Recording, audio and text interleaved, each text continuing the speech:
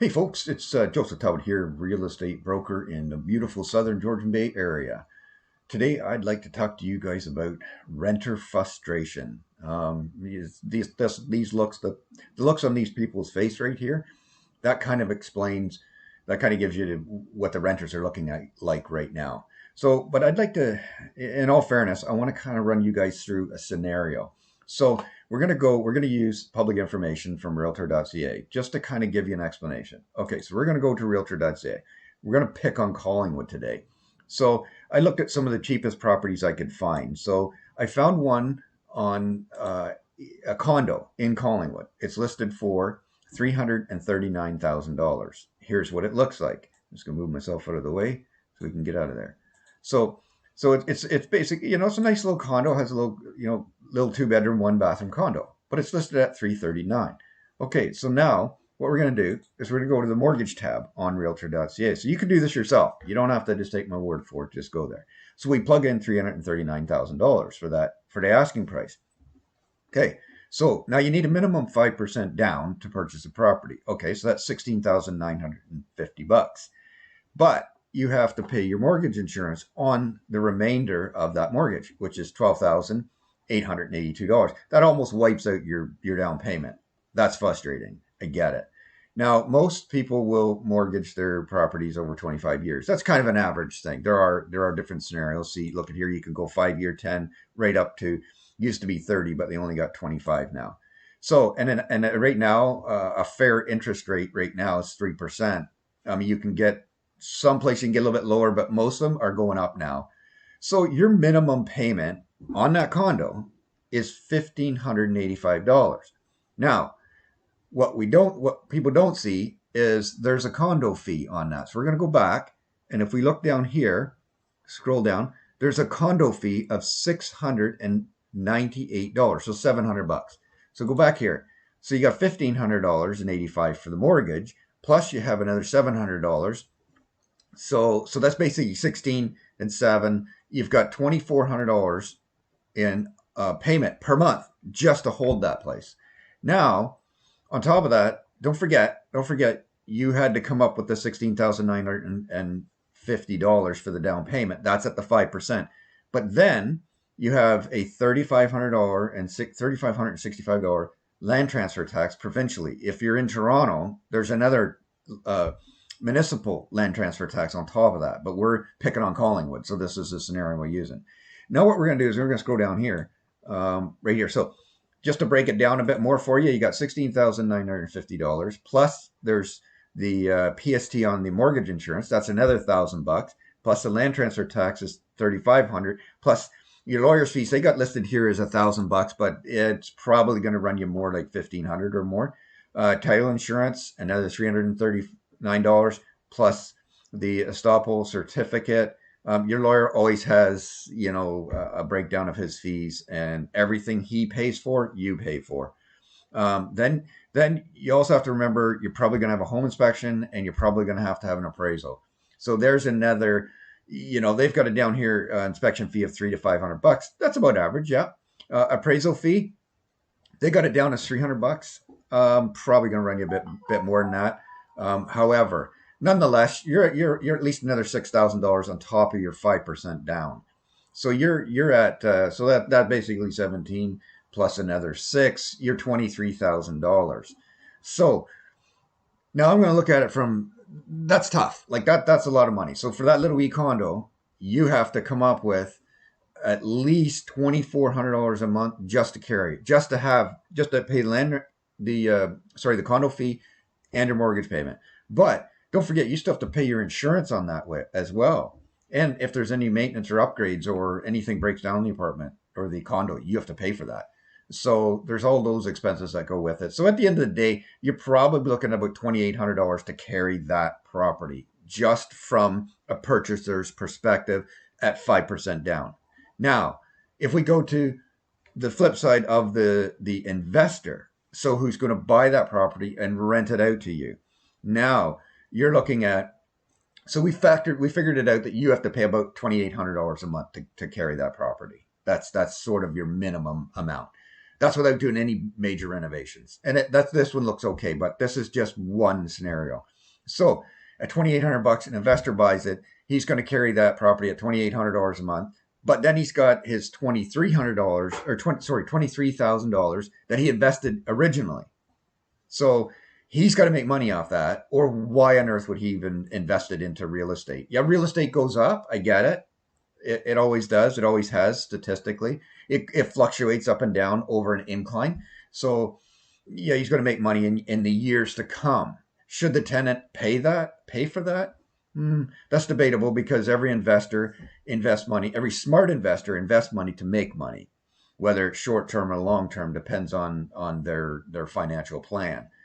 So at the cheapest, he's going to rent that to you is $2,800, or should be renting it to you. But who's going to pay $2,800 to rent a little 2-bedroom apartment? Really, that's what it is. It's a little 2-bedroom apartment with a 1 bathroom.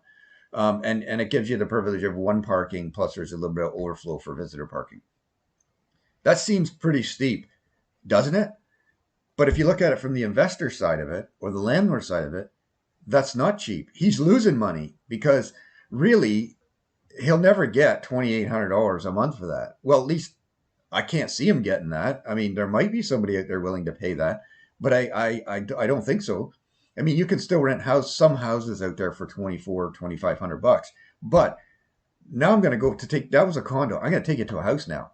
So I'm looking at, let's see here. We went here. This is a townhouse, a cheap townhouse in Collingwood at $629,000. Now there's no land transfer tax or anything like that, but, sorry, there is land transfer tax. There's no condominium fees. There's no condo fees. So, but you do have your property taxes and you have your insurance and maintenance on top of that. So taxes on this one here, let's see, we'll scroll down, see if we can find it. Actually, it might be up here. Yeah, oh, sorry, taxes $2,500 basically. And it so and 629. So now let's go to the mortgage calculator on that one. So 629.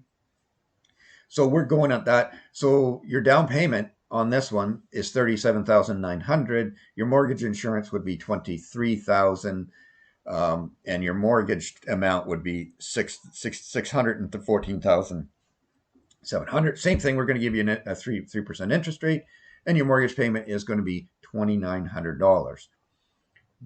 Okay, so that is that. Let's go back. Let's check that out again. So that's a 3-bedroom, 2-bathroom. So it's a little bigger, but a bigger property. It's not a condo, of course. You've got lots of parking and that. So there are advantages to that. But when you go back to the mortgage payment part, you're still $2,900. So if an investor buys that property and he has a $2,900 payment just for the mortgage, then he's got his taxes and his insurance on the building. You have to have content insurance, but he has to have building insurance. So on that, he's probably, I can't see him having any less than $2,500 a year in taxes. So he's looking at another couple $100. So, so he's got $400 in property tax and insurance altogether. So you whack that on there, you're at $3,300 a month just to carry that. That's without him doing anything to it. So is that property worth $3,300 a month to rent out? Probably not.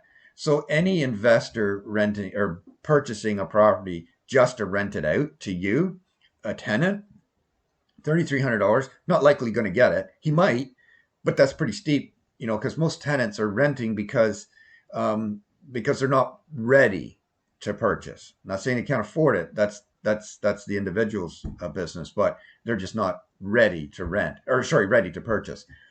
But $3,300, that puts them behind the 8 ball, makes it a little more challenging to save money for that 5% down payment. So at the end of the day, is $3,300 a deal on that property? Maybe it's not a deal, but that's fair for the landlord. Yes, he's gonna gain in equity in time, but if he doesn't rent it out for $3,300 a month, he's taking money out of his pocket, off his table, in order to allow a tenant to take possession of that property to rent it. So I get it. It's tough out there. So, as landlords and tenants, we have to kind of see it from the other perspective.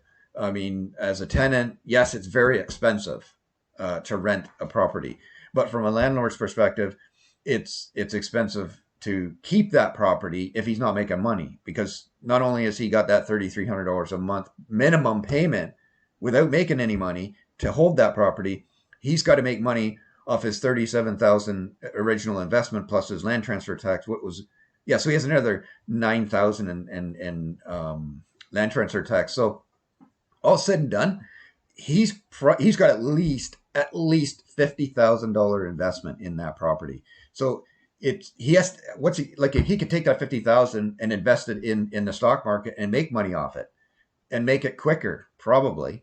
In the last 2 years in the real estate market has not been normal. So we have to take the last 2 years with a grain of salt, because that's not normal market. Normal markets are 4 or 5% increase. We've seen a lot bigger than that in the last 2 years.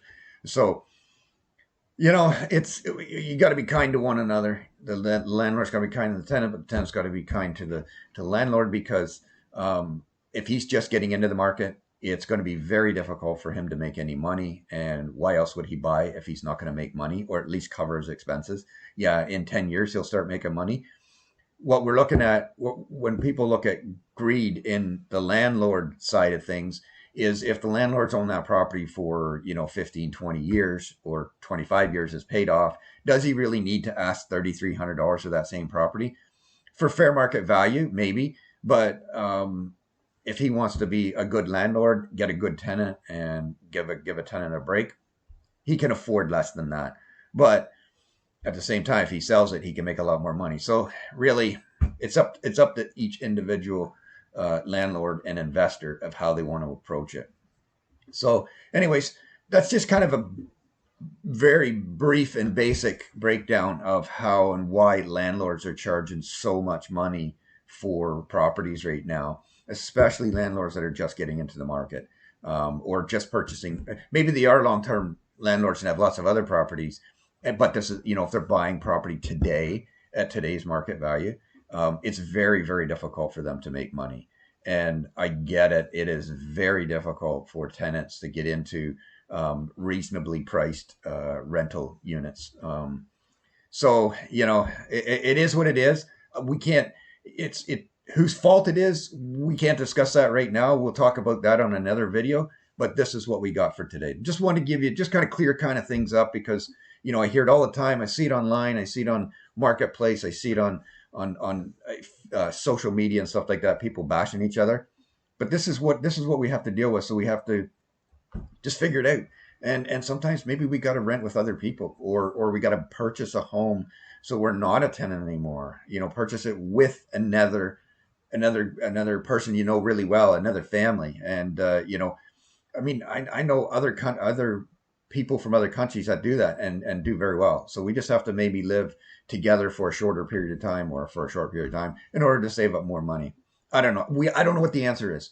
The government's been working on it for years, and they still haven't figured out how we're going to have affordable rentals. So anyways, feel free to comment, share this video, like it, subscribe, just help get the message out there. And I'm here to help in any way I can.